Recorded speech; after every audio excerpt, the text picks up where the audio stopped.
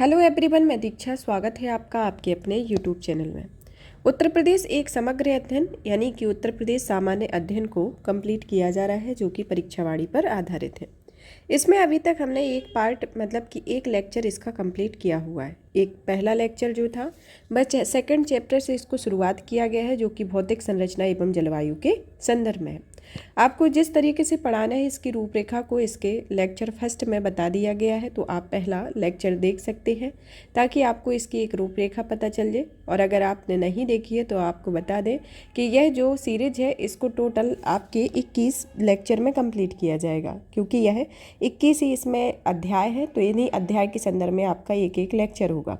इसके अंतर्गत आपका जो पहले चैप्टर में संक्षिप्त अवलोकन है, तो इसको सबसे बाद में कवर किया जाएगा। उसके पहले जितने भी इसके मेजर टॉपिक है, मतलब कि जितने भी अध्याय हैं, क्योंकि इन सभी अध्याय में एक विस्तृत तौर पर आपको बताया गया और विस्तृत के संदर्भ में आप प्रत्येक का जब किसी भी चीज़ को या फिर किसी भी बुक को पढ़ने के पहले अगर आप उसको विस्तार से पढ़ लेते हैं तो उसको एग्ज़ाम के टाइम पर संक्षिप्त की तौर पर पढ़ते हैं तो काफ़ी बेनिफिट रहता है। तो पहले आप विस्तार से पढ़िए जिस तरीके से आपको ये पढ़ाया जा रहा है, और फिर बाद में आपका जो फर्स्ट लेक्चर जो है मतलब फर्स्ट चैप्टर जो है उसके अंतर्गत आपको इसका संक्षिप्त में अवलोकन कराया जाएगा। यहाँ पर आपको एक कुछ होमवर्क दिया गया था कि इसमें फर्स्ट के अंतर्गत कुछ था कि इसका आपको एक सिनॉप्सिस तैयार करना है, जिसमें आप खुद ही नोट्स बनाते तो, लेकिन मैंने आपके लिए एक प्रारूप बताने के संदर्भ में इसको बनाया हुआ है कि आपको इस तरीके से अपना की पॉइंट वाइज एक शॉर्ट नोट्स भी प्रिपेयर करते रहना है ताकि आपके एग्ज़ाम में मददगार रहे, क्योंकि प्री एग्ज़ाम में एक की पॉइंट वाइज क्वेश्चन आते हैं तो उसके लिए मददगार रहेगा। जैसे आपका उत्तरी अक्षांश जो है वह 23 डिग्री पवन कला से 31 डिग्री 28 कला में, पूर्वी देशांतर 77 डिग्री 5 कला से 84 डिग्री 38 कला तक है। फिर आता है जो क्षेत्रफल है वह 2,40,928 वर्ग किलोमीटर है। ये आपके अध्याय 1 के अंतर्गत इसका संक्षिप्त रूप में एक प्रारूप बता रहे हैं। अब आपका जो सेकंड चैप्टर होगा वो उत्तर प्रदेश की मिट्टी, कृषि और पशुपालन होगा, उसको कवर करेंगे। तो इसको एक क्विक रिवीजन के तौर पर जल्दी जल्दी देख लेते हैं। जैसे चौड़ाई कितनी है उत्तर प्रदेश की 240, लंबाई 650 किलोमीटर। अब इसकी अवस्थिति को देखते हैं तो इसके नॉर्थ में आपका नेपाल उत्तराखंड आता है, ईस्ट में बिहार झारखंड, साउथ ईस्ट में छत्तीसगढ़, साउथ में मध्य प्रदेश, वेस्ट में हरियाणा दिल्ली राजस्थान और हिमाचल प्रदेश नॉर्थ वेस्ट में आता है। भौतिक विभाजन के तौर पर देखा जाए तो इसमें उत्तराखंड के पूर्व 3 क्षेत्र के कौन कौन सा, उत्तर के पर्वतीय मैदान, मध्य मैदान और दक्षिण का पठारी क्षेत्र था। प्रेजेंट टाइम में कैसा है मध्य प्रदेश का विभाजन को देखें तो यहाँ पर उत्तर का भाबर एवं तराई क्षेत्र आता है, मध्य का मैदानी क्षेत्र होता है जो कि 3 भागों में डिवाइड है, उत्तरी मैदान, मध्य मैदान और पूर्वी मैदान। इसी तरीके से आपका तीसरा पार्ट जो आता है जो कि दक्षिण के पहाड़ी पठारी क्षेत्र हैं, जैसे कि बुंदेलखंड का पठार। तो इसके संदर्भ में ये आपका प्रारूप है और इसको डिटेल में तो वैसे भी पढ़ चुके हैं। अब आता है ऋतुएं, जिसमें ग्रीष्म ऋतु, आपकी ग्रीष्म ऋतु, वर्षा ऋतु, शीत ऋतु आती है। ग्रीष्म ऋतु में सबसे अधिक गर्मी वाला जो जिला है वह आगरा एवं झांसी है। सबसे कम जो गर्मी होती है वह बरेली में होती है। सबसे अधिक वर्षा वाला जो स्थान है वह गोरखपुर है और सबसे कम वर्षा वाला जो स्थान है मथुरा है। जनवरी का महीना जो होता है सर्वाधिक ठंडा महीना होता है, जो तो शीत ऋतु के संदर्भ में आता है। अब आता है वर्षा के आधार पर जलवायु का वर्गीकरण किया गया है कि वर्षा के आधार पर जलवायु को 2 प्रकार से डिवाइड किया गया। पहला तो आता है आर्द्र एवं उष्ण जलवायु और दूसरी आती है साधारण आर्द्र एवं उष्ण क्षेत्र। आर्द्र एवं उष्ण जलवायु में तराई क्षेत्र और पूर्वी क्षेत्र आता है, और साधारण आर्द्र एवं उष्ण क्षेत्र के अंतर्गत मध्यवर्ती क्षेत्र, पश्चिमी मैदानी क्षेत्र और बुंदेलखंड का पठार आता है। तो इस तरीके से आपका ये चैप्टर था, जिस तरीके से आपको एक की पॉइंट वाइज समझा। चलिए तो अब शुरू करते हैं आज का हमारा लेक्चर, जिसमें आता है अध्याय 3 जो कि उत्तर प्रदेश की मिट्टी, कृषि एवं पशुपालन के संदर्भ में। चलिए तो शुरू करते हैं। जिस तरीके से पहला जो सेकंड लेक्चर है उसको कंप्लीट किया गया था, पहले इसकी डिटेल को पढ़ा गया, फिर इसके जो जिसमें क्वेश्चन दिए गए हैं उनको सॉल्व किया था, उसी तरीके से इस चैप्टर को भी कंप्लीट करते हैं। वह मृदा वह प्राकृतिक पिंड है जो विच्छेदित एवं अपक्षयित खनिजों या चट्टानों एवं कार्बनिक पदार्थों के विगलन से निर्मित पदार्थों में परिवर्तनशील मिश्रण में परिच्छेदिका के रूप में संश्लेषित होती है। उपयोगी मृदा के संदर्भ में कि मृदा क्या है कि यह विक्षेपित या अपक्षेत्र खनिज चट्टानों एवं कार्बनिक पदार्थों के विगलन से निर्मित पदार्थों के परिवर्तनशील मिश्रण में प्रक्षेपिका के रूप में एक संश्लेषित होती है और एक पृथ्वी के पतले आवरण के रूप में इसे ढके रहती है। और मृदा में खनिज, जैव पदार्थ, जल एवं वायु के अलावा कई प्रकार के सूक्ष्म जीव भी पाए जाते हैं, जिसमें कई तरह की पदार्थों में अनुपात भी भिन्न भिन्न होता है और एक ही जगह पर मृदा में भी समय के साथ परिवर्तन होते रहते हैं। उत्तर प्रदेश में 3 भौतिक विभागों में विभाजित किया गया है, जिसका एक आधार जो होता है वह भूमि की बनावट होती है और उत्तर प्रदेश का भूमि का अध्ययन इन्हीं विभागों के क्रम में किया जाता है, इसके अंतर्गत आता है। अब आते हैं भावर एवं तराई क्षेत्र की मृदाएं। भावर एवं तराई क्षेत्र की मृदा के अंतर्गत आता है कि प्रदेश में उत्तरी एवं भावर क्षेत्र हिमालयी नदियों के भारी निक्षेपों से निर्मित होने के कारण यहाँ की मिट्टी जो है वह कंकड़ों, पत्थरों और तथा मोटे बालुओं से निर्मित है, जो काफ़ी छिछली होती है, अतः यह जल के नीचे चलाई जाती है। इस क्षेत्र में कृषि कार्य असंभव होता है और यहाँ ज़्यादातर झाड़ियाँ एवं वन पाए जाते हैं, जबकि महीन कणों के निक्षेप से निर्मित तराई क्षेत्र की मृदा समतल, दलदली, नम और उपजाऊ होती है, जो कि गन्ने एवं धान की पैदावार अच्छी करती है, इसके संदर्भ में आता है। फिर आता है इसमें मध्य के मैदानी क्षेत्र, मतलब कि जो मृदा के क्षेत्र है उनको 3 तरीके से डिवाइड किया गया है। पहला आता है भावर एवं तराई क्षेत्र, दूसरा आता है मध्य का मैदानी क्षेत्र जो कि खादर एवं बागर में विभाजित है और इसके अंतर्गत और भी कुछ मृदाएँ आती हैं। फिर आता है दक्षिण का पहाड़ी एवं पठारी क्षेत्र, इसका तीसरा मेन पार्ट है। तो अभी ये पहला देखा है भावर एवं तराई क्षेत्र की मृदाओं के संदर्भ में। अब देखते हैं मध्य के मैदानी क्षेत्र की मृदाओं के बारे में। ये जो मृदाएं हैं वह पूर्व से पश्चिम की दिशा में प्रदेश के मध्य भाग में स्थित विशाल गंगा यमुना मैदान में प्लीस्टोसीन युग से आज तक विभिन्न नदियों के निक्षेपों से निर्मित है। इस मैदान में पाई जाने वाली मृदा को जलोढ़ या कद्दारी या भात मृदा कहा जाता है, जो कि कांप, कीचड़, मिट्टी, बालू से निर्मित होती है और यह मृदा बहुत गहरी होती है तथा पूर्ण विकसित दशा में आती है। इसमें पोटास एवं चूना प्रचुर मात्रा में मिलता है, जबकि फास्फोरस, नाइट्रोजन और जीवांश का अभाव रहता है।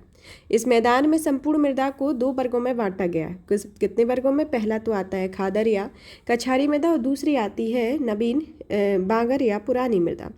और इसके अलावा इन क्षेत्रों में कुछ लवणीय, क्षारीय, मरुस्थलीय, भूरी मृदाएं और काली मृदाएं भी पाई जाती हैं। चलिए तो जानते हैं खादर मृदा के बारे में। खादर मृदा है जो मुख्य मृदा नदियों द्वारा प्रत्येक बाढ़ के साथ परिवर्तित होती रहती है और उसे खादर कहा जाता है या नवीन जलोढ़ मृदा कहा जाता है। यह मृदा हल्के भूरे रंग की छिद्रयुक्त महीन मृदा वाली होती है, जो कि बांगर की अपेक्षा अधिक जल धारण करने की क्षमता होती है और इस मृदा में चूना, पोटास, मैग्नीशियम जैव तत्वों की मात्रा अधिक होती है और इसमें बलुआ, शिष्ट बलुआ, दोमट मटियार, मटियार दोमट आदि नाम से भी जाना जाता है। हालांकि खादर मिट्टियों की जो परतें होती हैं वह अधिक गहराई तक निक्षेपित नहीं हो पाती हैं, फिर भी नदियों द्वारा बहाकर लाई गई नवीन औषधि पदार्थों से निर्मित होने के कारण इनकी उर्वरा शक्ति अधिक होती है और ये खाद देने की आवश्यकता नहीं पड़ती है, इसके संदर्भ में आता है। अब आती है बांगर मृदा। बांगर मृदा जो है वह गंगा यमुना मैदानी क्षेत्रों के भागों में पाई जाती है, जहाँ पर नदियों की बाढ़ का जल नहीं पहुँच पाता है। वहाँ की मृदा को बांगर या पुरानी जलोढ़ कहते हैं और इसे उपहार मृदा, दोमट, मटिया, बलुई दोमट, मटियार दोमट आदि के नाम से भी जाना जाता है। इस मृदा क्षेत्र की मिट्टियाँ जो है वह परिपक्व तथा अधिक गहरी होती हैं और आदिकाल से निरंतर कृषि उपयोग में आने के कारण इनका उर्वरा शक्ति क्षीण हो जाती है और अधिक मात्रा में एक खाद की जरूरत इनको पड़ती है और यह सघन कृषि या अव्यवस्थित प्रबंध के कारण इन मृदाओं में नाइट्रोजन और फास्फोरस का कमी पाई जाती है, जो कि इन घटकों वाले खाद्य की अधिक आवश्यकता पड़ती है। अब नेक्स्ट मृदा आती है लवणीय एवं क्षारीय मृदाएं। लवणीय एवं क्षारीय मृदाएं प्रदेश के बांगर मृदा वाले क्षेत्रों में भूमि के समतल होने और जल की निकासी की उचित प्रबंध न होने, नहरों से सिंचाई किए जाने, वर्षा की कमी, लवण युक्त जल से सिंचाई की अधिकतर जोताई एक ही गहराई करते रहने तथा क्षारीय उर्वरकों के लगातार प्रयोग आदि के कारणों से लगभग 10% भूमि ऊसर हो चुकी है, जो कि प्रदेश के अलीगढ़, मैनपुरी, कानपुर, उन्नाव, एटा, इटावा, रायबरेली, सुल्तानपुर, प्रतापगढ़, जौनपुर, प्रयागराज आदि जिलों में पाई जाती है। नेक्स्ट आती है ऊसर भूमि। ऊसर भूमि में रेह, बंजर तथा कल्लर नाम से भी जाना जाता है, जो कि 2 प्रकार की होती है। पहली आती है लवणीय ऊसर भूमि, दूसरी आती है क्षारीय ऊसर भूमि। क्षारीय ऊसर भूमि भी 2 प्रकार की होती है। कौन सी? रेह युक्त ऊसर भूमि और रेहहीन ऊसर भूमि होती है। लवणीय ऊसर भूमि के लवण अधिकांशतः सोडियम, पोटेशियम सल्फेट, कैल्शियम के बने होते हैं और भूमि की ऊपरी सतह पर सफ़ेद परत के रूप में देखे जाते हैं, जैसे pH 8.5 से कम होता है। अब आती है रेह युक्त क्षारीय ऊषर भूमि, जिसका उत्तर प्रदेश में सर्वाधिक विस्तार होता है, जो कि सोडियम लवणों के कारण काली होती है और इसका पीएच मान 8.5 से अधिक होता है। फिर आती है मरुस्थलीय मृदा, जो कि मृदा को शुष्क एवं आर्द्र शुष्क क्षेत्रों में राजस्थान, हरियाणा, पंजाब में पाई जाती है और उत्तर प्रदेश के कुछ पश्चिमी जिलों में जैसे मथुरा, आगरा, अलीगढ़ में यह मृदा पाई जाती है। शुष्कता तथा भीषण के कारण चट्टानें विखंडित होकर बालू के कणों में परिणत हो जाती हैं और इसमें लवण एवं फास्फोरस अधिक मात्रा में पाए जाते हैं, परंतु जीवांश पदार्थ एवं नाइट्रोजन का अभाव होता है। सिंचाई द्वारा कुछ मोटे अनाजों की भी खेती की जाती है। अब आती है भूण मृदा। भूण मृदा जो है वह गंगा, यमुना तथा उनकी सहायक नदियों के बाढ़ वाले क्षेत्रों में बहुत पहले से निर्मित बलुई मिट्टी के 10 से 20 फीट ऊंचे टीले को भूण कहा जाता है, जो कि मृदा हल्की दोमट बलुई मृदा होती है।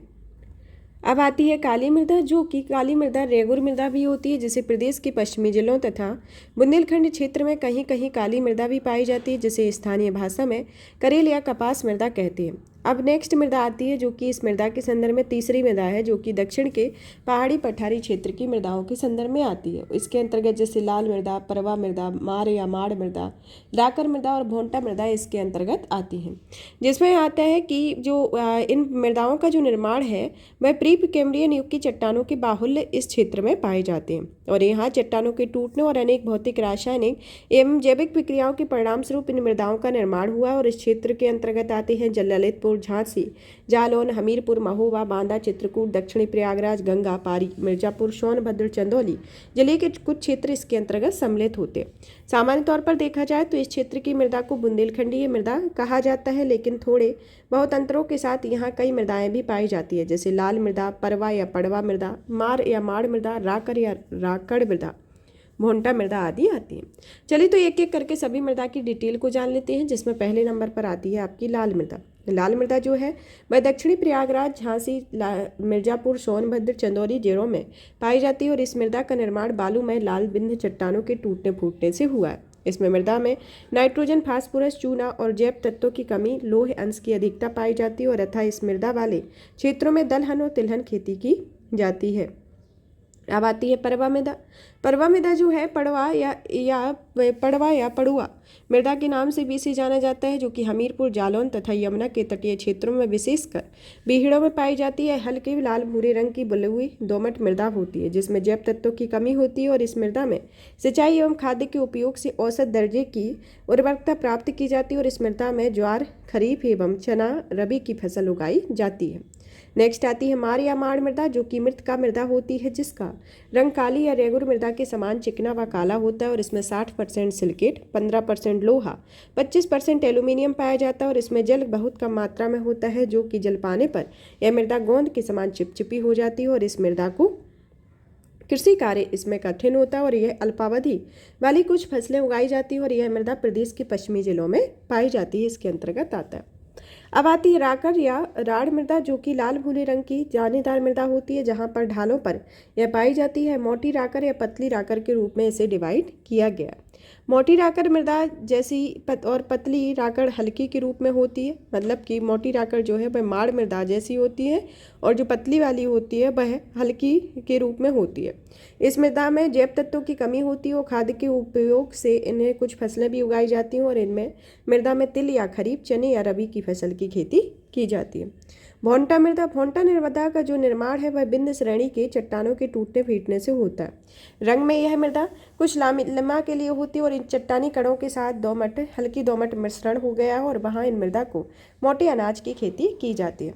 लगभग संपूर्ण बुंदेलखंड क्षेत्र में शुष्क खेती की जाती है और उपज औसत होती है और खाद्य पानी से अच्छी उपज भी होती है, इसके अंतर्गत आता है।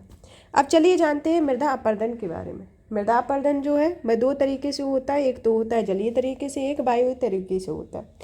इनमें जो खेतों की ऊपरी सतह पर मिट्टी सर्वाधिक उपजाऊ होती है और यह मिट्टी सबसे पहले कटती बहती रहती है और प्रदेश में स्वाभाविक रूप से वनस्पतियों के कम पाए जाने और मानवीय प्रयासों के वनस्पतियों के नष्ट किए जाने से प्रतिवर्ष हजारों हेक्टेयर की भूमि नष्ट होती जा रही है, जो कि मृदा अपर्दन आज हमारी कृषि के लिए सबसे भयानक खतरा होता है। मृदा अपर्दन के दो प्रमुख प्रकार होते हैं, जिनमें जलीय अपर्दन और वायु अपर्दन होता है, जिसमें उत्तर प्रदेश में जलीय अपर्दन की अपेक्षा वायु अपर्दन सर्वाधिक होता है। जलीय अपर्दन लगभग संपूर्ण प्रदेश को प्रभावित करता है और वायु अपर्दन कुछ खास समय और क्षेत्रों को ही प्रभावित करता है। चलिए तो जानते हैं जलीय अपर्दन के बारे में कि यह किस तरीके से होता है। जलीय अपर्दन में भूमि पर वनस्पतियों का अभाव, ढालदार स्थानों पर खेती करना और बिना सोचे समझे जुताई करते रहना, अनियंत्रित वर्षा या बाढ़ के समय खेतों को खाली रखना और वनों की अनियंत्रित कटाई और चारागाहों की अनियंत्रित चराई और भूमि की प्रगति आदि के कारण जलीय अपर्दन होता है। जलीय मृदा अपर्दन के कई रूप होते हैं, जैसे अपस्फुरण, परत अपर्दन, क्षुद्र अपर्दन, अवनालिका क्षरण, भूस्खलन क्षरण और सरिता तट क्षरण इसके अंतर्गत शामिल होता है। अब आता है परत अपर्दन। परत अपर्दन जो है वह समतल क्षेत्रों में समक्ष बहुत सूक्ष्म तरीके से होता है, जिसे किसान समझ नहीं पाता है और खेत की उर्वरकता कम होती रहती है, इसलिए इसे किसान की मौत भी कहा जाता है। तो ये जो परत अपर्दन होता है इसमें उर्वरकता कम हो जाती है और इसे किसान की मौत भी कहा गया है, इसके संदर्भ में आता है। क्षुद्र सरिता क्षरण जो कि थोड़ी ढालदार खेतों में होता है, उसे पतले पतले नलियों के रूप में दिखाई देता है। अवनालिका क्षरण जो है वह थोड़ी या अधिक ढाल पर खेतों में क्षुद्र सरिता का ही एक बृहद रूप होता है, जो कि अवनालिकाएं यू अभी सुरंग के आकार की होती है, जो कि प्रदेश के यमुना और चंबल क्षेत्र में अवनालिका क्षरण के लिए सर्वाधिक प्रभावित करती है। अब दूसरा आता है वायु अपर्दन। वायु अपर्दन जो कि है वह प्रदेश में गर्मी के महीने में अधिक होता है, जिसमें दक्षिण पश्चिम उत्तर प्रदेश के 3300 एकड़ कृषि योग्य भूमि का प्रतिवर्ष विनाश होता है और रेगिस्तानी मृदा का प्रतिशत भी बढ़ता है। प्रदेश के आगरा, मथुरा, इटावा इससे ज़्यादा प्रभावित होते हैं। अब आते हैं कृषि के संदर्भ में। कृषि जलवायु क्षेत्र के संदर्भ में पढ़ते हैं, जो कि उत्तर प्रदेश में 9 कृषि जलवायु क्षेत्र पाए जाते हैं। उत्तर प्रदेश अनुकूल भौगोलिक संरचनाओं के कारण कृषि एवं पशुपालन की दृष्टि से एक संपन्न राज्य होता है, जो कि 2011 की जनगणना के अनुसार प्रदेश की कुल कार्यशील जनसंख्या जो है वह 59.63% लोग कृषि एवं संबद्ध क्षेत्रों में नियोजित हैं और इसमें 29.0% कृषक और 30.3% कृषि श्रमिक आते हैं। वर्ष 2022-23 में प्रदेश के सकल घरेलू उत्पाद में कृषि का योगदान जो है वह 26% था, जो कि कृषि विकास दर 18.2% रही है।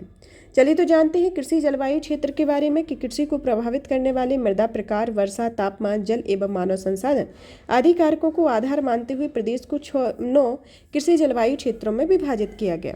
पहला आता है भावर एवं तराई का क्षेत्र, जो कि हिमालय की तलहटी वाले इस क्षेत्र में सहारनपुर, मुजफ्फरनगर, बिजनौर, मुरादाबाद, रामपुर, बरेली, पीलीभीत, लखीमपुर, बहराइच, श्रावस्ती आदि जिलों के उत्तरी भाग में आते हैं। दूसरा आता है पश्चिमी मैदानी क्षेत्र, जो कि मेरठ मंडल एवं आसपास का क्षेत्र होता है। तीसरा आता है मध्य पश्चिमी मैदान, जो कि बरेली, मुरादाबाद मंडल क्षेत्र में पाया जाता है। चौथा आता है दक्षिणी पश्चिमी समशुष्क मैदान, जो कि आगरा मंडल और आसपास का क्षेत्र होता है।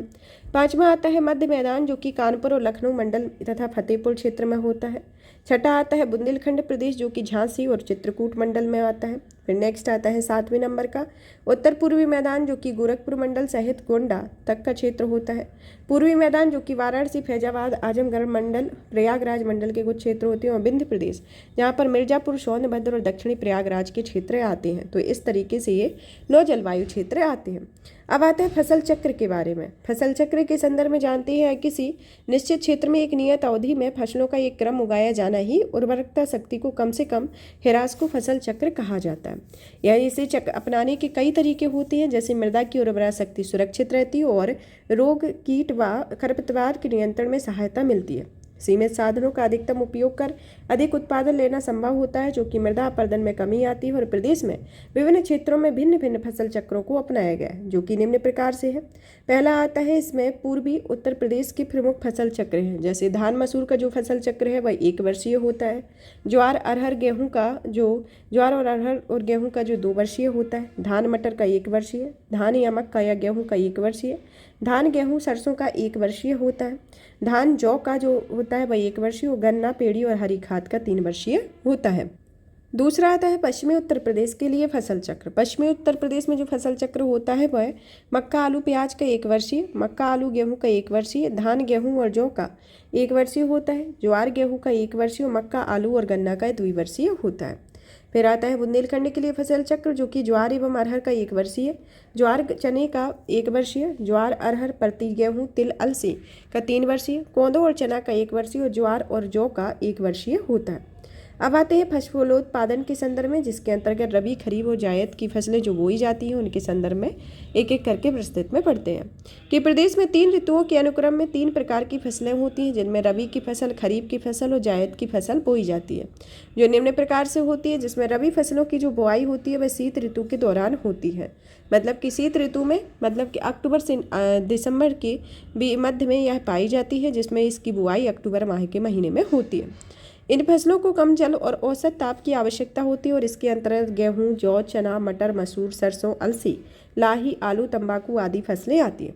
अब दूसरे नंबर पर आती हैं खरीफ की फसलें, जो कि अधिक जल और तापमान चाहने वाली होती हैं, अतः इनकी बुआई मई से लेकर जुलाई तक होती है और कटाई सितंबर से अक्टूबर तक कर ली जाती है। इसके अंतर्गत चावल, मक्का, ज्वार, बाजरा, सावा, कोदो, टांगून, सनई, अरहर, मूंगफली, कपास, गन्ना, रामदाना, तिल्ली आदि फसलें पाई जाती हैं। फिर नेक्स्ट आती है जायद की फसलें, जो कि बहुत अधिक ताप की आवश्यकता होती है इनको, और इनकी बुआई मार्च अप्रैल में की जाती है। ये जून जुलाई तक काट ली जाती है और इन्हें जायद फसलों के अंतर्गत ककड़ी, खीरा, खरबूज, तरबूज, परवल, लौकी, कासी फल, मूंग, चीरा, लोबिया आदि आते हैं, जो कि अल्प अवधि के लिए तैयार किए जाते हैं। गेहूँ के लिए अब एक एक करके विभिन्न फसलों के प्रकार को पढ़ेंगे। पहले नंबर पर आता है गेहूँ। गेहूं के लिए 50 से 75 सेंटीमीटर वर्षा होना चाहिए और बीते समय में इसमें 10 से 15 डिग्री सेल्सियस के तापमान की आवश्यकता होती है और इसे अक्टूबर नवंबर में बोया जाता है और मार्च अप्रैल में काट लिया जाता है और सर्वाधिक उत्पादकता वाला क्षेत्र होता है जो गंगा घाघरा का दोआब क्षेत्र आता है। दूसरे नंबर पर आता है जौ की खेती जो होती है वह शुष्क एवं कांप मिट्टी में की जाती है। यह ताप जल बुआई और कटाई के मामले में गेहूं की समान स्थिति रखता है। फिर नेक्स्ट आती है चना, जो कि कम उपजाऊ मिट्टी में, जो कि 3 से 50 सेंटीमीटर वर्षा में होता है और इसे बोते समय 15 से 25 डिग्री सेल्सियस तापमान की आवश्यकता होती है और यह शुष्क व हल्की मिट्टी में यहाँ पाई जाती है, जहाँ पर जैसे महोबा, बांदा, हमीरपुर, बाराबंकी क्षेत्र में इस मिट्टी की चने की पैदावार की जाती है, जो कि सर्वाधिक चना बुंदेलखंड क्षेत्र में होता है। सरसों जो है वह प्रदेश के सरसों की खेती स्वतंत्र रूप से गेहूं, मटर, जौ के साथ मिश्रित रूप से की जाती है और इसके लिए लगभग गेहूं जैसे वातावरण की आवश्यकता पड़ती है, जो प्रदेश में प्रायः सभी भागों में सरसों की खेती की जाती है, लेकिन मध्य एवं पश्चिमी उत्तर प्रदेश में विशेष तौर पर होता है।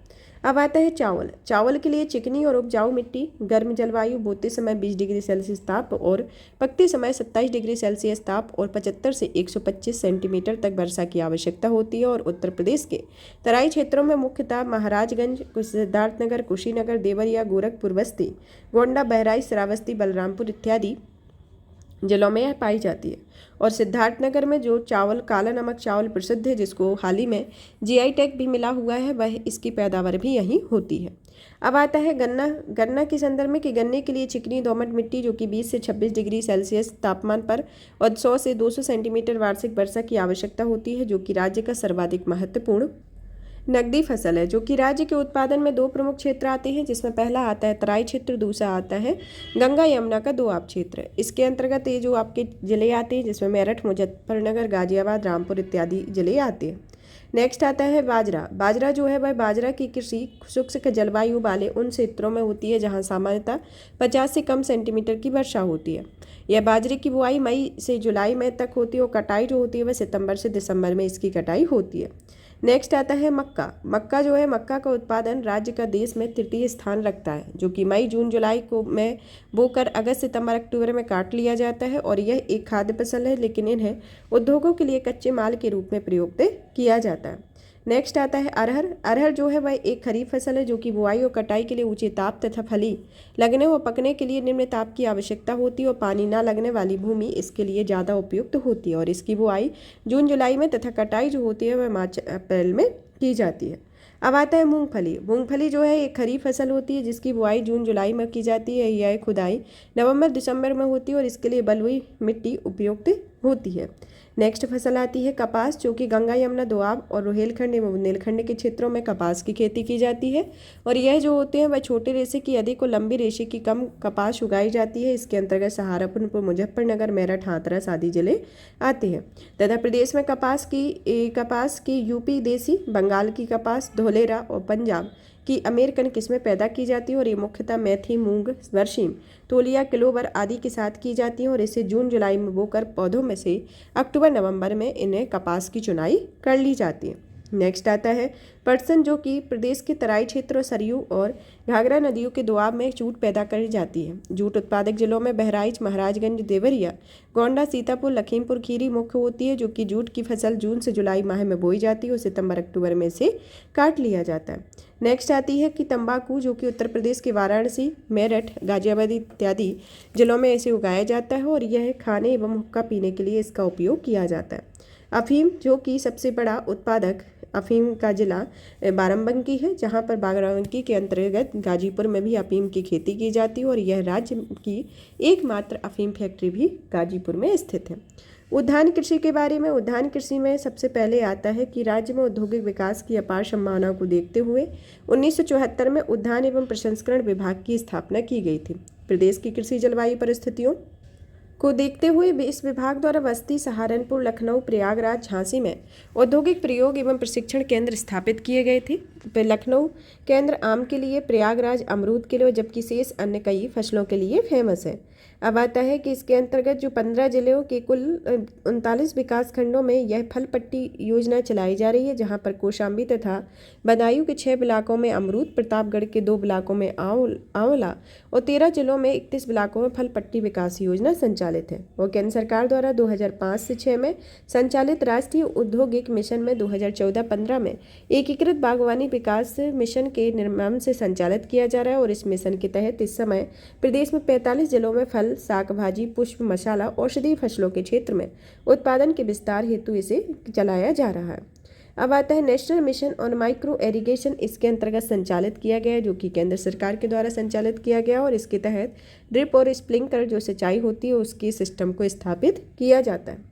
राष्ट्रीय बागवानी मिशन के तहत सरकार आदर्श पौधशाला, छोटी पौधशाला, plant health clinic, pack house, free cooling unit, cold storage container, reefer bin, ripening chamber आदि की स्थापना के लिए अधिकतम 50% तक अनुदान देती है। प्रदेश में कृषि एवं उद्योगों के उत्पादों के प्रसंस्करण को बढ़ावा देने के लिए एक राज्य स्तरीय, जो कि राजकीय फल संरक्षण और डिब्बा बंद संस्थान लखनऊ में स्थित है, तथा 10 मंडल जल स्तरीय शिक्षण संस्थान, जो कि यहाँ पर डिप्लोमा डिग्री दिया जाता है।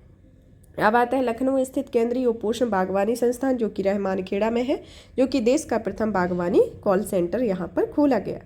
नेक्स्ट आता है फलोत्पादन के संदर्भ में कि उत्तर प्रदेश में आम, अमरूद, केला, आंवला, लीची, बेर, पपीता, नींबू, तरबूज आदि फलों का उत्पादन किया जाता है। प्रमुख फल और उनके उत्पादन क्षेत्रों को निम्न तरीके से विभाजित किया गया है। जैसे आम का जो क्षेत्र होता है वह उत्तरवर्ती और मध्यवर्ती और पश्चिमी जिले हैं, जिनमें मुख्यतः लखनऊ, सीतापुर, उन्नाव इत्यादि जिले आते हैं। और यहाँ पर कौन सी फसल आम की खेती की जाती है? दशहरी, लंगड़ा, रटौल, चौसा, लखनऊ सफ़ेदा, मलिहाबाद सफ़ेदा, हुस्न आरा, गुलाब खास, सुरखा, मटियारी, सुरखा, झागड़ बाग आदि प्रदेश में उत्पादित आम की प्रमुख प्रजातियां होती हैं। लखनऊ का जो मलिहाबादी दशहरी होता है, लंगड़ा या बॉम्बे ग्रीन, सहारनपुर का सफ़ेदा चौसा, इस तरीके से इनके प्रमुख जो ज़िले हैं उनकी अलग अलग विशेषताओं के आधार पर इन आमों के नाम दिए गए हैं। और जो नवाब ब्रांड के नाम से देश के विभिन्न शहरों में या नवाब ब्रांड के नाम से भी इसे प्रचारित किया जा रहा है, जो कि दशहरी आम का सर्वाधिक निर्यात भी होता है। अब आता है अमरूद के बारे में। अमरूद के लिए मुख्यतः प्रयागराज, कौशाम्बी, बदायूं, कानपुर, बरेली, अयोध्या जिलों में अमरूद की पैदावार होती है, जिनमें सफ़ेदा, हाफजी, लखनऊ, करेला, इलाहाबाद, प्रयागराज में सफ़ेदा, धौलका आदि इसकी प्रमुख किस्में होती हैं। इलाहाबादी सफ़ेदा, लखनऊ 49, सरदार एवं ललित सूरखा निर्यातक प्रजाति इसके अंतर्गत आती है। आंवला के अंतर्गत इसमें प्रतापगढ़ में खेती, आंवले की खेती होती है और इसके अंतर्गत कई जिले में भी की जाती है। केला के उत्पादन में प्रदेश में वाराणसी, कौशाम्बी, प्रयागराज और गोरखपुर है, जहां पर मालभोग, चिन्नी चंपा, अल्फान, अधेश और दूध सागर और आदि सभी किस्म का केला उत्पादित किया जाता है। सल्फतालू, जो कि जिसका उत्पादन प्रदेश के पश्चिमी जिलों और लखनऊ में किया जाता है। लीची, जिसका उत्पादन सहारनपुर, शामली, मुजफ्फरनगर व मेरठ आदि जिलों में लीची की पैदावार की जाती है। माल्टा जो है वह प्रदेश के सहारनपुर, मेरठ, वाराणसी जिलों में माल्टा उत्पादित होता है। मौसमी, ब्लड रेड आदि इसकी मुख्य किस्में होती हैं। नींबू जो है वह प्रदेश के बुंदेलखंड क्षेत्र में विशेष रूप से, सामान्य रूप से सभी क्षेत्रों में पैदा होता है। संतरा, जो कि खेती में सहारनपुर के आसपास बुंदेलखंड के कुछ क्षेत्रों में इसकी पैदावार है। पपीता, जो कि प्रदेश के सहारनपुर, उन्नाव, लखनऊ, अयोध्या आदि जिलों में पपीते की खेती की जाती है। तरबूज, जो कि एक खरबी फसल है जिसका उत्पादन गंगा, सरयू, गोमती नदियों में किया जाता है, नदी के हटियों के अंतर्गत किया जाता है। तो ये प्रमुख आपके फल रहे। अब आते हैं सब्जी एवं मसाला उत्पादन में, जिसमें पहले नंबर पर आता है आलू। आलू जो है, आलू के उत्पादन में उत्तर प्रदेश अग्रणी राज्य है तथा इसके मुख्य उत्पादन क्षेत्रों में फर्रुखाबाद, कन्नौज, हाथरस, आगरा, मेरठ, बदायूं, बागपत, फिरोजाबाद, रामपुर, अलीगढ़, गाजियाबाद, इटावा आदि जिले आते हैं। केंद्रीय आलू अनुसंधान संस्थान शिमला से प्राप्त ब्रीडर आलू बीज को राज्य के 19 राजकीय आलू बीज संवर्धन प्रक्षेत्रों में संवर्धित करके पूरे प्रदेश में इसे वितरित किया जाता है। और वर्तमान में प्रदेश में कुल 1000 से अधिक शीतगृह हैं, जिनमें कुल भंडारण क्षमता प्रदेश के आलू उत्पादन की 65% होती है। और आलू एवं अन्य साग भाजियों के लिए एक अनुसंधान के लिए गाजियाबाद में आलू अनुसंधान केंद्र बाबूगढ़ में स्थापित किया गया है। और प्रदेश के 3 निर्यातक क्षेत्रों, जिनमें लखनऊ, सहारनपुर, आगरा में आलू के लिए स्थापित किया गया है, जिसमें आलू का ताज ब्रांड नाम से बेचा जाता है। अब आता है हल्दी। हल्दी उत्पादन में उत्तर प्रदेश अग्रणी स्थान रखता है। वैसे तो कई जिलों में हल्दी की खेती की जाती है, लेकिन विशेष रूप से बुंदेलखंड क्षेत्र में हल्दी का उत्पादन सर्वाधिक होता है। फिर आता है अदरक। अदरक का जो उत्पादन होता है वो भी बुंदेलखंडीय क्षेत्र में होता है। प्याज एवं लहसुन का उत्पादन फर्रुखाबाद, बदायूं, मैनपुरी इत्यादि जिलों में होता है। फिर आता है धनिया, सौंफ। धनिया सौंफ का जो खेती है वह देवरिया, कुशीनगर में होती है। मशरूम जो कि एक कवक होता है, जिसमें प्रोटीन प्रचुर मात्रा में पाया जाता है। इसमें बिना मृदा के धान के पुआल और गेहूं के भूसी आदि का आसानी से उगाया जाता है और इसकी मांग को देखते हुए उत्तर प्रदेश में इसकी खेती पर विशेष बल दिया जा रहा है। पुष्पोत्पादन, जिसमें प्रदेश में वाराणसी, कन्नौज, मिर्जापुर, जौनपुर, प्रयागराज, लखनऊ आदि जिलों में पुष्पों की खेती की जाती है और पुष्पों की नर्सरी हेतु सरकार द्वारा कई तरह के अनुदान दिए जाते हैं। और भारत में स्थापित 9 आदर्श पुष्पोत्पादन केंद्रों में से एक लखनऊ में स्थापित है और कन्नौज में पुष्पों से यंत्र बनाया जाता है। इसमें जो ये क्वेश्चन दिए गए, मतलब कि ये जो जितनी भी लाइन पढ़ रहे हैं वो सभी लाइन इंपॉर्टेंट है, क्योंकि जहाँ पर ये हाईलाइटेड करके बताया गया है तो इससे रिलेटेड डायरेक्ट ही उसमें आपके एग्जाम में क्वेश्चन आते हैं। क्योंकि परीक्षावाड़ी ही एक ऐसा रहती है कि इसमें डायरेक्ट, जैसे आपका ये आदर्श पुष्पोत्पादन केंद्र कहाँ पर है तो लखनऊ में डायरेक्ट के दिया जाएगा। फिर आता है कि पुष्पों से यंत्र किस जगह पर बनाया जाता है, तो ये कन्नौज में इत्र बनाया जाता है। तो आपको प्रत्येक लाइन को पढ़ना है, तभी इसमें ज़्यादा पॉइंट इसके स्किप भी नहीं कर रहे हैं, क्योंकि अगर स्किप करेंगे तो ये आपका लिए प्रॉफिट कम करेगा। क्योंकि आप अगर प्री मेंस दोनों को ध्यान में रख कर पढ़ रहे हैं, क्योंकि अभी तो आपके पास टाइम है तो आप इसको एक डिटेल में पढ़ सकते हैं। तो उसी संदर्भ में आपको फुल डिटेल बताई जा रही है और इसका आपके लिए एक प्रारूप बता ही दिया गया है कि आपको एक शॉर्ट नोट्स बनाना है। अगर आप शॉर्ट नोट्स भी नहीं बनाते हैं तो आपको जो लास्ट चैप्टर है वो कंप्लीट कराया जाएगा, तो उसमें आपका संक्षिप्त के तौर पर आपके प्रत्येक टॉपिक कवर हो जाएंगे। तब तक आप इसको डिटेल में जैसा एज इट इज जैसा बता रहे हैं वैसा ही आप पढ़ना, क्योंकि इससे प्रत्येक लाइन से क्वेश्चन आते हैं, मैक्सिमम टाइम तो यही होता है। अब आता है औषधि और संगंधोत्पादन के संदर्भ में, जिसमें एलोवेरा, घृतकुमारी, ब्राह्मी, पेपरमेंट, मेथा, तुलसी, सफेद मूली, शतावरी, सर्पगंधा, शंखपुष्पी, नीम, अर्जुन, शोक, अर्जुन, बेल, कोंच, कालमेघ, अश्वगंधा, पामारोजा, लेमन ग्रास, जीरियम, खस, सदाबहार, ईशबगुल, सेना आदि पौधों की खेती के लिए राज्य उद्यान विभाग द्वारा किसानों को अनेक तरह की सुविधाएं दी जा रही हैं। राज्य में लुप्तप्राय हो रही महत्वपूर्ण औषधीय फसलों को संरक्षित करने और उनकी खेती बढ़ाने के उद्देश्य से गोरखपुर, वाराणसी, मथुरा, झांसी, हरदोई, महाराजगंज, बलिया, गोंडा आदि 18 जिलों में हर्बल गार्डन योजना के तहत हर्बल गार्डनों की स्थापना की जा रही है।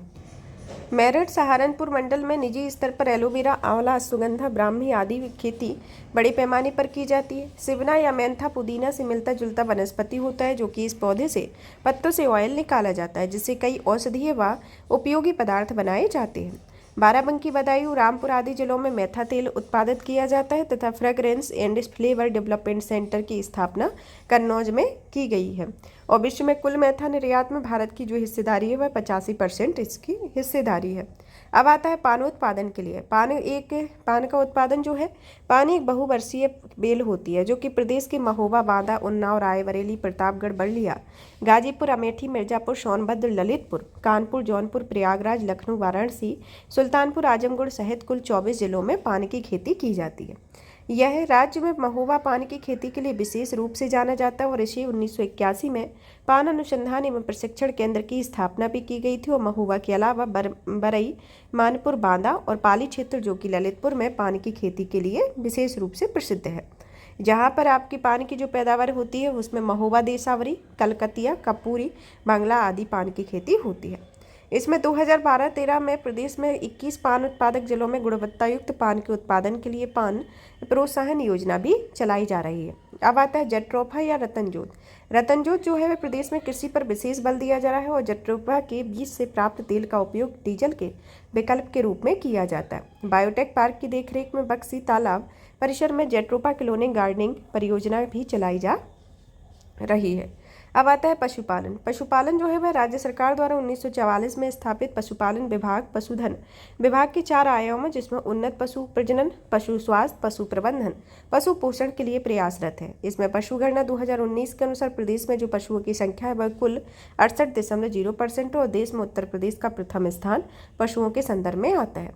अब आता है इसके अंतर्गत कि पशुओं के लिए केंद्र सरकार ने योगदान के लिए प्रदेश के विभिन्न जिलों में समय समय पर भिन्न भिन्न रोगों के लिए सघन टीकाकरण भी किया जाता है और पशु जैविक औषधि संस्थान लखनऊ द्वारा पशु टीकों का उत्पादन किया जाता है। इसके संदर्भ में आता है राज्य सरकार के द्वारा उन्नत सांड, उन्नत ब्रीड, तरल नत्रजन एवं कृत्रिम गर्भाधान केंद्रों की व्यवस्था की गई है और प्रदेश में केंद्रों के सहयोग से बुंदेलखंड क्षेत्र के लिए भरारी झांसी में एक पशु चारा बैंक भी स्थापित किया गया है और ग्रीष्म ऋतु में प्रायः चारा संकट उत्पन्न होता है। उत्तर प्रदेश गौवध निवारण अधिनियम 1955 के में गोवंशीय पशुओं को वध से संरक्षण प्रदान करता है और वर्तमान में प्रदेश में 8 राजकीय गौ सदन है। गोपालन को बढ़ावा देने के लिए 1999 में इसकी स्थापना की गई थी। उत्तर प्रदेश गौ सेवा की आयोग की भी स्थापना की गई थी और प्रदेश में सुअर पालन में मांस के लिए भी इनका सुअर पाला जाता है और जिससे निर्यात इनका किया जाता है और यह शुकर शावकों के उत्पादन में 8 राजकीय शुकर प्रजनन केंद्र स्थापित किए गए। अखिल भारतीय चिकित्सा परिषद के अनुसार प्रति व्यक्ति प्रतिवर्ष 182 अंडा का उपयोग करना चाहिए जो कि 2018-19 में उत्तर प्रदेश की इसकी प्रति व्यक्ति वार्षिक उपलब्धता में 12% तक था। अब आता है कुक्कुट पालन जो कि राज्य सरकार द्वारा भी हाल ही में कुक्कुट पालन को कृषि का दर्जा प्रदान किया गया है और इसे उद्यमिता विभाग हेतु 2013 में राज्य सरकार ने कुक्कुट नीति की घोषणा भी की हुई थी। कुक्कुट नीति 2013 को क्रियान्वयन जो है वह प्रतिदिन आने वाले 1 करोड़ अंडे तथा प्रति वर्ष आने वाले 10 करोड़ चूजे प्रदेश को उत्पादित करेगा। इसके संदर्भ में आता है। अब नेक्स्ट आता है मत्स्य पालन जो कि प्रदेश में मत्स्य पालन में मत्स्य उत्पादन तथा रोजगार में वृद्धि के लिए स्वतंत्र रूप से मत्स्य विभाग की स्थापना की गई है जो कि 1966 में हुई थी। इसके बाद मत्स्य क्षेत्रों में उत्तर प्रदेश मत्स्य निगम की स्थापना की गई है। 6ठी से 7वीं योजना काल में मत्स्य क्षेत्र में विकास के लिए प्रदेश स्तर पर उत्तर प्रदेश मत्स्यजीवी सहकारी संघ लिमिटेड, जिला स्तर पर जिला सहकारी मत्स्य विकास एवं विपणन फेडरेशन तथा पंचायत स्तर पर प्राथमिक मत्स्यजीवी सहकारी समितियां नाम से इसे त्रिस्तरीय ढांचे की व्यवस्था की गई है।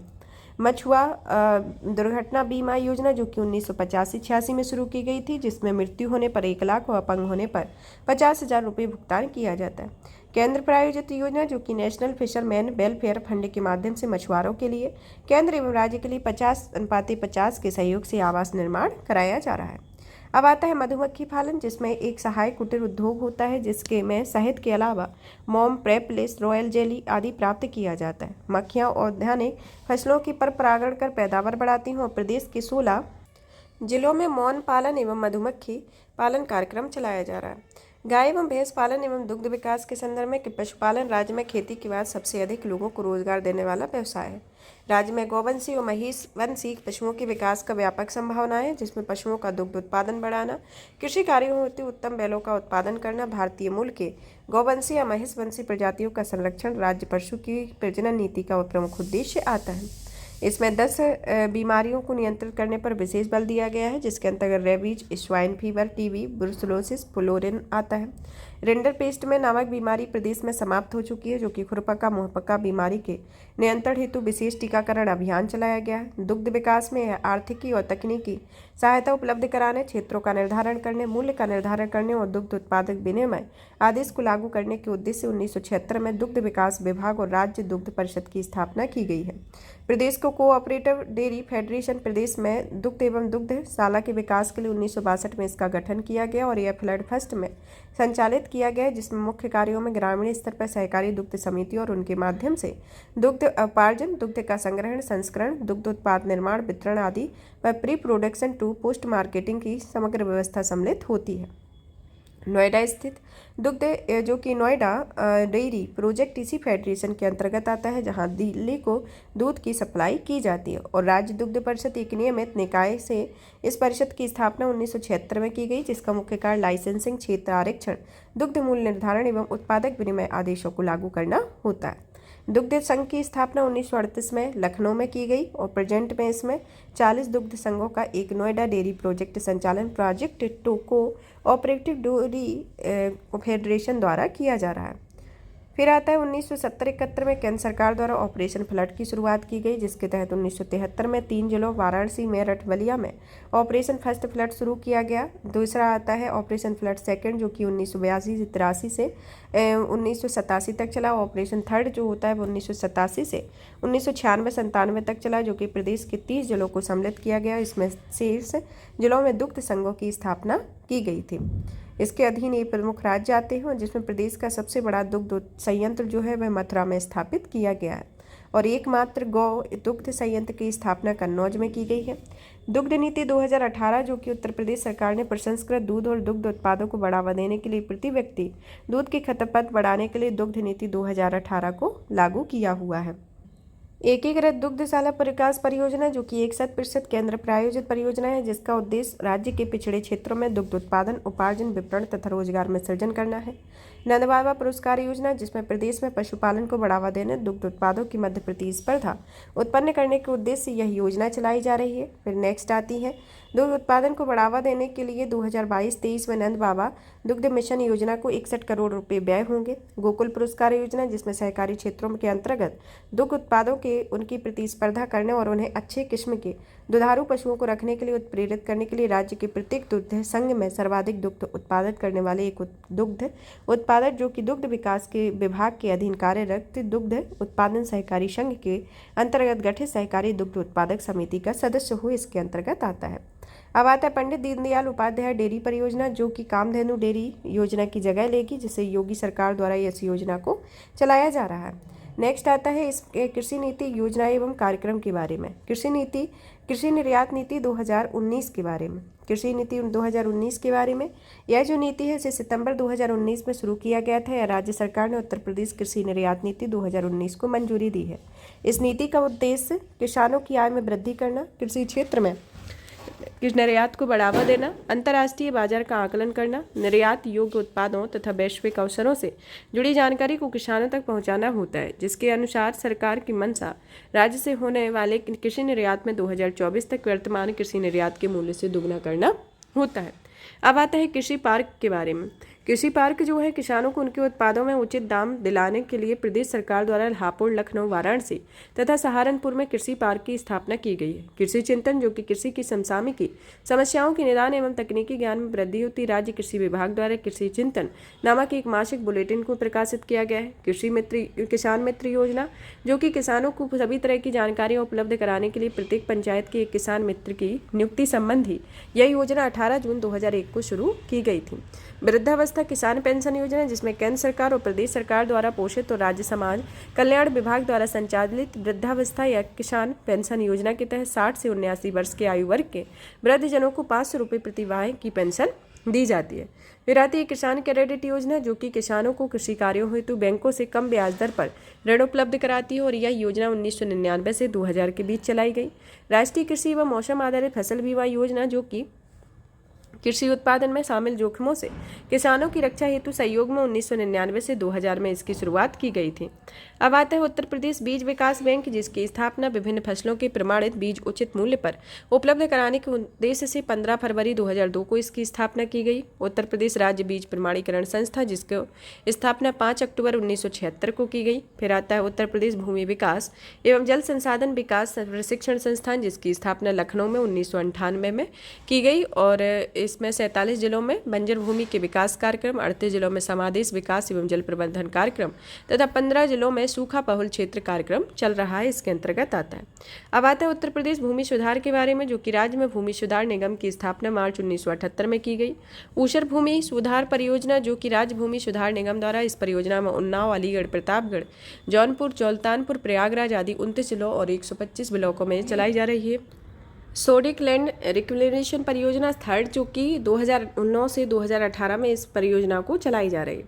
और अब आता है पंडित दीनदयाल उपाध्याय किसान समृद्धि योजना, जिसे 8 अगस्त 2017 को शुरू किया गया था, जो कि बीहड़, बंजल और जल भराव वाले भूमि को सुधार कर कृषि योग्य बनाने हेतु इस योजना का कार्यान्वयन को मंजूरी दी गई।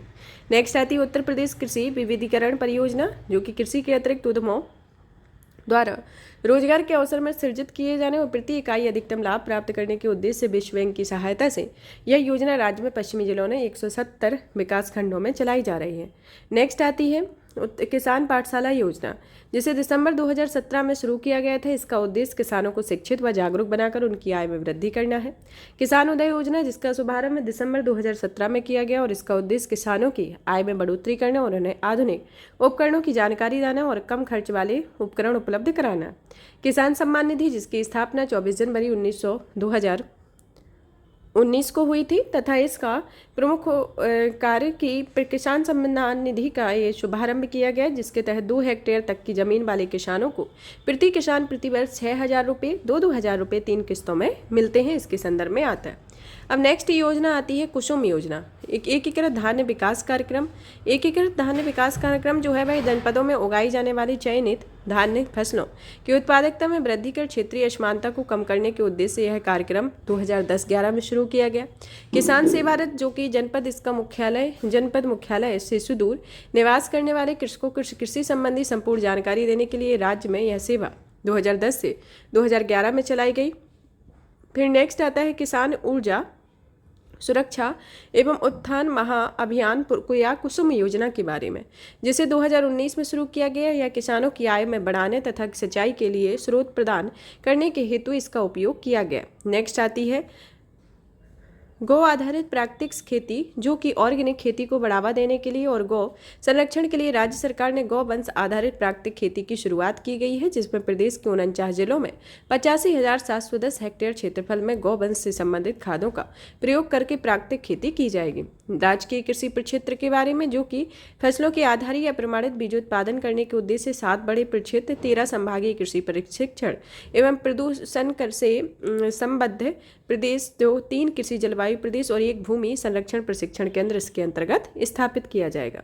UP state agro industrial corporation, जिसकी स्थापना जो है कृषकों को उचित मूल्य पर खाद, बीज, कृषि रक्षा, रसायन, कृषि यंत्र, बखारी, ट्रैक्टर, पशु आहार आदि उपलब्ध कराने और पूरे प्रदेश में कॉरपोरेशन के 188 विक्रय केंद्र स्थापित किए गए।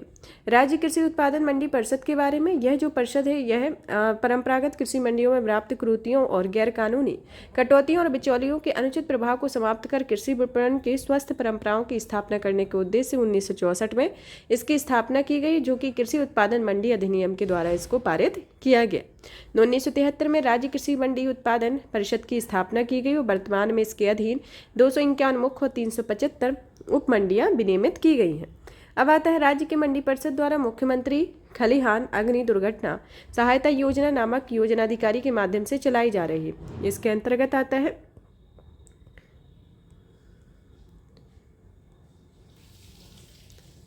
मंडी परिषद में कृषक हेल्पलाइन नामक एक योजना भी चलाई गई है, जिसमें कृषक दूरभाष पर फ्री कॉल द्वारा विश्वविद्यालयों के कृषि वैज्ञानिकों से अपनी समस्या का समाधान कर सकते हैं। परिषद कृषि के उपज में समुचित भंडारण हेतु किसानों के लिए बखारी वितरण योजना भी चल रही है। और मंडी परिषद के अंतर्गत नोएडा में एक पुष्प नीलामी केंद्र और आधुनिक फसल मंडी बनाया जा रहा है और मंडी परिषद किसानों को उनके उत्पाद का उचित मूल्य दिलाने के लिए नीलामी व्यवस्था पर भी विशेष जोर दिया गया है। नेक्स्ट आता है राजस्व विभाग अधीन कार्यक्रम के बारे में, जो कि भूमि संबंधी अभिलेखों की समुचित रखरखाव, बिखरे जोतों की चकबंदी, कृषि उपज संबंधी आंकड़ों के संकलन, कृषकों के लिए व्यक्तिगत दुर्घटना बीमा योजना, भूमि विवादों के निपटारे, भूमि सुधार संबंधी कार्यक्रम का सृजन, उनका कार्यान्वयन तथा राजस्व वृद्धि के लिए विभिन्न देयों की वसूली आदि कार्य राजस्व विभाग के अंतर्गत किए जाते हैं, जिसमें लेखपाल, तहसीलदार, जिला कलेक्टर, कमिश्नर आदि राजस्व प्रशासन के अंग होते हैं। इसके अंतर्गत आता है। अब आता है कि भूमि सुधारों के प्रभावी कार्यान्वयन के लिए उत्तर प्रदेश अधिकतम जोत सीमा आरोपण अधिनियम 1960 के माध्यम से भूमि के सामंजस्य पूर्ण वितरण के लिए अधिकतम सीमा निर्धारित की गई है, जो कि सिंचित अर्थों में 18 एकड़ की प्रयोज्य अधिकतम सीमा के अतिरिक्त भूमि राज्य में निहित करके समाज के निर्बल वर्ग के व्यक्तियों के लिए वितरित किए जाने की व्यवस्था इसके अंतर्गत की गई है। अब आता है कि संयुक्त राष्ट्र विकास कार्यक्रम द्वारा भी संचालित आपदा प्रबंध परियोजना जिसे डिजास्टर रिस्क मैनेजमेंट प्रोजेक्ट 2003 के प्रदेश के भूकंप के प्रति अति संवेदनशील 6 शहरों जिसमें बरेली, वाराणसी, मेरठ, आगरा, कानपुर, लखनऊ में शहरी भूकंपीय भद्रता न्यूनीकृत कार्यक्रम के रूप में और 13 जिलों में ग्रामीण को आपदा प्रबंध कार्यों हेतु जागरूक एवं प्रशिक्षित करने के कार्यक्रमों के रूप में चलाया जा रहा है। अब आता है चकबंदी कार्यक्रम या योजना जो कि प्रदेश में कृषि उत्पादन या उत्पादकता में वृद्धि में कृषकों के जीवन स्तर के ऊंचा करने के उद्देश्य से इस योजना को चलाया गया था, जिसका कार्यक्रम यह है 1952 में यह शुरुआत हुई थी 54 में। अब आता है राष्ट्रीय भू अभिलेख आधुनिकीकरण कार्यक्रम जो कि 2008-9 में इसकी शुरुआत की गई थी। आती है किसान बही खाता योजना जो कि 1992 में यह किसान बही योजना लागू की गई। नेक्स्ट आता है स्वामित्व योजना जिसमें केंद्र सरकार द्वारा देश में ग्रामीण क्षेत्रों में आवासीय अभिलेखें तैयार किए जाने संबंधी स्वामित्व योजना की शुरुआत 24 अप्रैल 2020 को की गई। मुख्यमंत्री कृषक दुर्घटना कल्याण योजना जिसकी स्थापना 2019 में संचालित की गई और 18 से 70 वर्ष तक के कृषकों के दुर्घटनावश मृत्यु होने पर 5 लाख रुपए की आर्थिक सहायता दी जाएगी। अब आता है सहकारिता के संदर्भ में। सहकारिता के संदर्भ में देखा जाए तो राज्य सरकार के सहकारी विभाग का उद्देश्य केवल कृषकों को सस्ते ऋण की सुविधा उपलब्ध कराना बल्कि ग्रामीण और शहरी निर्धन लोगों को समृद्धशाली बनाना होता है। सहकारी आंदोलन के बहुमुखी प्रसार को ध्यान में रखते हुए 1965 में सहकारी कानून बनाया गया है। अब आता है प्रारंभिक कृषि ऋण समितियां जो कि वर्तमान में राज्य के कुल 7,779 समितियां और अपने कृषक समितियों के लिए सस्ते पर कृषि उत्पादन ऋण, उर्वरक, बीज, कीटनाशक आदि उपलब्ध कराया जाता है। उत्तर प्रदेश सहकारी बैंक जो कि कृषि संयंत्रों के हेतु कृषकों को दीर्घकालीन ऋण उपलब्ध कराता जाता है। अब आते हैं इसके प्रमुख प्रश्न जिसमें आपके मेन क्वेश्चन तो फिनिश होते हैं, मतलब कि इसका जो चैप्टर था वो फिनिश होता है। अब इसके प्रश्नों को सॉल्व करते हैं जिसके अंतर्गत आपका पहला क्वेश्चन आता है कि उत्तर प्रदेश में किसान मित्र योजना कब शुरू की गई। तो उत्तर प्रदेश में किसान मित्र योजना का शुरुआत कब हुआ? 18 जून 2001 को किसान मित्र योजना की शुरुआत की गई। नेक्स्ट क्वेश्चन आता है कि निम्नलिखित में से किस फसल का उत्तर प्रदेश भारत का सर्वप्रमुख उत्पादक है। तो उत्तर प्रदेश सर्वप्रमुख उत्पादक किसका है? गेहूं का। नेक्स्ट आता है कि भारतवर्ष में प्रथम कृषि विश्वविद्यालय की स्थापना की गई थी। तो प्रथम कृषि विश्वविद्यालय की स्थापना कहाँ की गई थी? पंतनगर में। नेक्स्ट आता है कि उत्तर प्रदेश की प्रमुख फसल है। उत्तर प्रदेश की जो प्रमुख फसल है वह गेहूँ होती है। नेक्स्ट आता है कि लाल मिट्टी पाई जाती है। लाल मिट्टी का जो विस्तार है वह मिर्जापुर झांसी क्षेत्र में है, तो ऑप्शन डी होगा। नेक्स्ट आता है कि उत्तर प्रदेश में सस्य जलवायु क्षेत्रों की संख्या है। उत्तर प्रदेश में सस्य जलवायु क्षेत्रों की संख्या टोटल आपकी 9 है।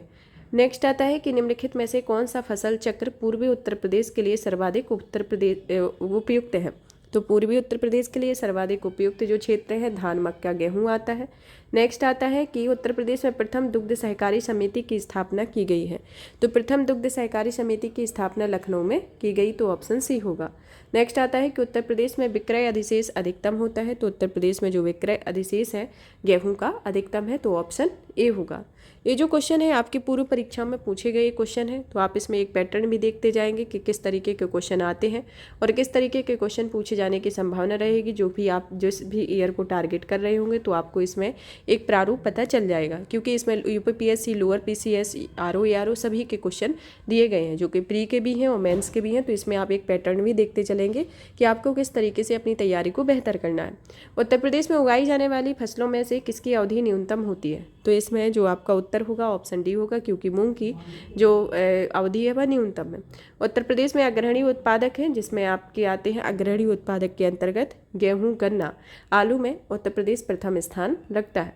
नेक्स्ट आता है कि भारत में उत्तर प्रदेश किन के उत्पादन में प्रथम स्थान रखता है। उत्तर प्रदेश यह है गेहूं और गन्ना के उत्पादन में प्रथम स्थान रखता है। नेक्स्ट क्वेश्चन है कि प्रदेश में पान उत्पादन के लिए किस जिला को विशेष रूप से प्रसिद्ध है। तो इसके अंतर्गत जो जिला आता है वह महोबा है, जो कि ऑप्शन डी है। उत्तर प्रदेश किस उत्पादन का सबसे बड़ा उत्पादक नहीं है। तो उत्तर प्रदेश किसका सबसे बड़ा उत्पादक नहीं है, वह आपके फूलों का है और ये 3 क्षेत्रों में अग्रणी उत्पादक है। नेक्स्ट आता है कि प्रदेश में अवलान का अपरदन से सबसे अधिक प्रभावित जिला कौन सा है। तो इसमें आपका इटावा जिला जो है अवलान का अपरदन से प्रभावित जिला है। उत्तर प्रदेश में प्रथम दुग्ध सहकारी समिति की स्थापना हुई है। तो उत्तर प्रदेश में जो प्रथम दुग्ध सहकारी समिति की स्थापना हुई है वह लखनऊ में हुई है। नेक्स्ट क्वेश्चन आता है कि प्रदेश में वायु मृदा अपरदन में सर्वाधिक प्रभावित क्षेत्र है। वायु मृदा अपरदन में प्रभावित क्षेत्र आपका आता है पश्चिमी क्षेत्र, ऑप्शन ए होगा। नेक्स्ट आता है कि निम्नलिखित में से उत्तर प्रदेश किस फसल का सबसे बड़ा उत्पादक नहीं है। तो किस फसल का सर्वाधिक उत्पादक नहीं है, तो इसमें उत्तर प्रदेश जो है वह चावल का उत्पादक नहीं है। नेक्स्ट आता है आपका कि उत्तर प्रदेश निम्नलिखित में से किन फसलों में सबसे अधिक बड़ा उत्पादक है। इसमें आपको इसके अंतर्गत चुनना है कि कौन कौन सी फसल है। तो इसमें आता है आपका ऑप्शन डी, क्योंकि इसमें आपका गन्ना और आलू में प्रमुख उत्पादक आता है। नेक्स्ट आता है कि निम्नलिखित में से किस फसल के उत्पादन में उत्तर प्रदेश का प्रथम स्थान नहीं आता है। तो उत्तर प्रदेश का प्रथम स्थान आपका चावल का नहीं आता है। नेक्स्ट आता है कि उत्तर प्रदेश को कितने सस्य जलवायु क्षेत्रों में विभाजित किया गया है।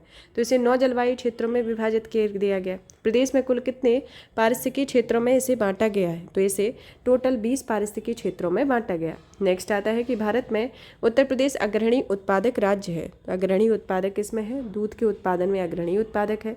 नेक्स्ट आता है कि उत्तर प्रदेश की सबसे महत्वपूर्ण नकदी फसल है। तो ये नकदी फसल आपकी गन्ना आती है, तो ऑप्शन बी होगा।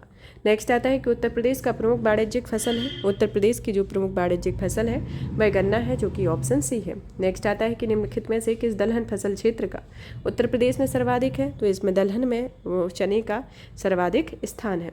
नेक्स्ट क्वेश्चन है कि गेहूं के अधिकतम उत्पादन वाला राज्य है। गेहूं का जो अधिकतम उत्पादन होता है किस राज्य में होता है, यह उत्तर प्रदेश में होता है, तो ऑप्शन सी होगा। नेक्स्ट आता है कि कृषि श्रम उत्पादकता सर्वाधिक है। कृषि श्रम की जो उत्पादकता वाला क्षेत्र आता है वह आता है आपका पश्चिमी उत्तर प्रदेश। नेक्स्ट आता है कि उत्तर प्रदेश में सीमांत कृषक किसे कहा जाता है। उत्तर प्रदेश में सीमांत कृषक उस कृषक को कहा जाता है जिसकी भूमि 1 हेक्टेयर से कम भूमि वाले को सीमांत कृषक कहा जाता है। नेक्स्ट आता है कि उस जनपद को चिन्हित कीजिए जिसने जानवरों के लिए पॉली क्लिनिक नहीं है। तो यह जनपद आता है झांसी, जहाँ पर जानवरों के लिए पॉली क्लिनिक नहीं है। उत्तर प्रदेश में खरीफ फसल की बुआई होती है। खरीफ फसल की बुआई का समय कितना होता है, यह जून जुलाई के दौरान खरीफ फसल की बुआई होती है। फिर आता है कि भारत में उत्तर प्रदेश जिस पैदावार का सबसे बड़ा उत्पादक है, तो इस पैदावार के अंतर्गत आपका खाद्यान्न है जिसमें सबसे बड़ा उत्पादक है। नेक्स्ट आता है कि आंवले का उत्पादन करने वाला उत्पादन करने वाला जिला कौन सा है। तो आंवले का उत्पादन आपके प्रतापगढ़ में होता है, तो ऑप्शन बी होगा। नेक्स्ट आता है कि उत्तर प्रदेश में किसान बही योजना लागू की गई थी। तो किसान बही योजना को कब लागू किया गया था, 1992 में, तो ऑप्शन डी होगा। नेक्स्ट आता है कि उत्तर प्रदेश निम्नलिखित में से किन फसलों के देश में सबसे बड़ा उत्पादक है। तो इसमें सबसे बड़ा उत्पादक आता है, इसके अंतर्गत आपका आलू में भी उत्पादक है और गन्ने में भी है, तो ऑप्शन डी होगा। राज्य में संतरे की सर्वाधिक पैदावार वाला जिला है। तो संतरे की पैदावार कहाँ पर होती है, यह सहारनपुर में सर्वाधिक पैदावार होती है। नेक्स्ट आता है कि प्रदेश में तराई क्षेत्रों में विशेषकर सिद्धार्थनगर में उगाई जाने वाली चावल की किस्म है। तो चावल की किस्म जो है कौन सी है, यह काला नमक चावल है, जिसे हाल ही में GI टैग भी प्राप्त हुआ है।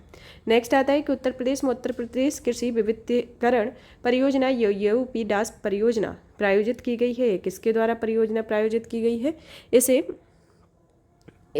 केंद्र सरकार के द्वारा इस योजना को प्रायोजित किया गया है, तो ऑप्शन सी होगा। नेक्स्ट क्वेश्चन इसमें पूछा गया है कि उत्तर प्रदेश में कृषि समृद्धि आयोग की स्थापना किस वर्ष हुई थी। कृषि समृद्धि आयोग की स्थापना 2017 में हुई थी, तो ऑप्शन बी है। नेक्स्ट क्वेश्चन आता है कि पश्चिमी उत्तर प्रदेश के संदर्भ में निम्नलिखित कथनों में से कौन सा कथन सही है। पहला कथन आता है कि उत्तर प्रदेश का पश्चिमी क्षेत्र अन्य क्षेत्रों की तुलना में अधिक विकसित है, और दूसरा आता है कि यह क्षेत्र हरित क्रांति का साक्षी रहा है। तो इसके अंतर्गत आपका कौन सा कूट सही होगा, तो इसमें जो कूट होगा ऑप्शन बी होगा, क्योंकि पहला दूसरा इसमें दोनों ही सही है। आपने ये क्वेश्चन पढ़े हैं और क्वेश्चन सॉल्व किए हैं, तो इसमें आपको पता चल गया होगा कि जिस तरीके से इसको पढ़ा है तो उसमें से ही आपके बीच में से ही क्वेश्चन पूछे गए हैं। इधर उधर से ज़्यादा क्वेश्चन नहीं है। अगर आपके एक पैरा पढ़ा तो एक पैरे में से आपके 2 क्वेश्चन आ गए हैं, मतलब कि 2 आपके, अगर एक कथन और कारण वाला है तो एक ही पैरा में आपके 2 क्वेश्चन कवर हो जाते हैं। तो ये जो जितने भी चैप्टर पढ़ाए जा रहे हैं उसको पॉइंट आउट करें, क्योंकि मैं काफ़ी स्किप कर दूंगी, काफ़ी सारा नहीं करूँगी, क्योंकि आपने ये पैटर्न देख ही लिया है कि इस तरीके के क्वेश्चन इसमें डायरेक्ट ही आते हैं। तब तक आप इस सेशन को ज़्यादा से ज़्यादा शेयर करें, वीडियो को लाइक करें, चैनल को सब्सक्राइब करें। PDF प्राप्त करने के लिए आप हमारे Telegram channel UPSC PSC with Diksha से जुड़ सकते हैं, जहाँ पर इसकी आपको PDF प्रोवाइड होगी। धन्यवाद।